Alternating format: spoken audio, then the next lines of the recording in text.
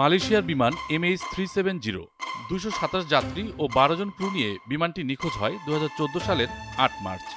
গন্তব্যে পৌঁছানোর আগেই অনিশ্চিত যাত্রায় এর আরোহীরা।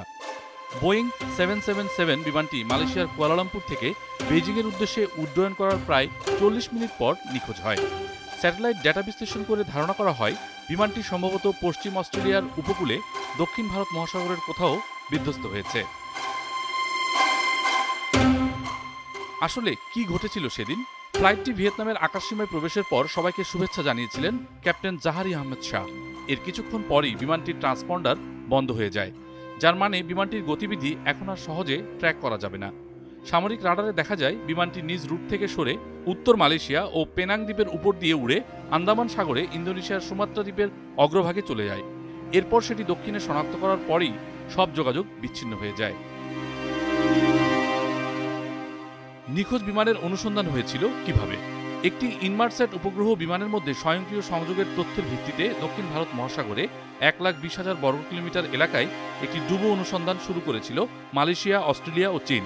প্রায় 14 কোটি 30 লাখ ডলার ব্যয়ের এই অনুসন্ধান অভিযান পরিচালনার পরও বিমানের কোনো চিহ্নও খুঁজে পাওয়া যায়নি।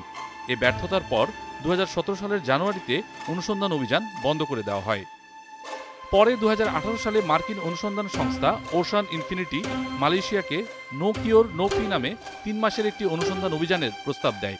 1,12,000 বর্গ কিলোমিটার এলাকায় অনুসন্ধান চালিয়েছিল কোম্পানিটি। তাদের এই ব্যর্থ অভিযান একই বছরের মে মাসে বন্ধ করা হয়। MH370 বিমানটির ধ্বংসাবশেষ মিলেছিল। আফ্রিকার উপকূল বরাবর ভারত মহাসাগরের দ্বীপগুলোতে 30টির বেশি সন্দেহভাজন বিমানের ধ্বংসাবশেষ সংগ্রহ করা হয়েছিল। এর মধ্যে শুধু 3টি ছিল MH370 বিমানের ডানার টুকরো।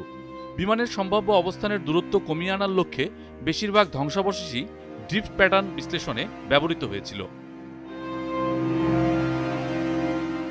তদন্ত প্রতিবেদনে কি পাওয়া যায়? MH370 নিখোঁজ হওয়া নিয়ে 2018 সালের জুলাইয়ে 495 পৃষ্ঠার একটি প্রতিবেদন প্রকাশ করা হয়েছিল। এতে বলা হয়, সম্ভবত বোয়িং 777 এর নিয়ন্ত্রণ সরিয়ে নেওয়ার জন্য ইচ্ছাকৃতভাবে কারসাজি করা হয়েছিল। তবে এমনটি হয়ে থাকলে এর পেছনে কে দায়ী সে সম্পর্কে কিছু নির্ধারণ করতে পারেনি তদন্তকারীরা।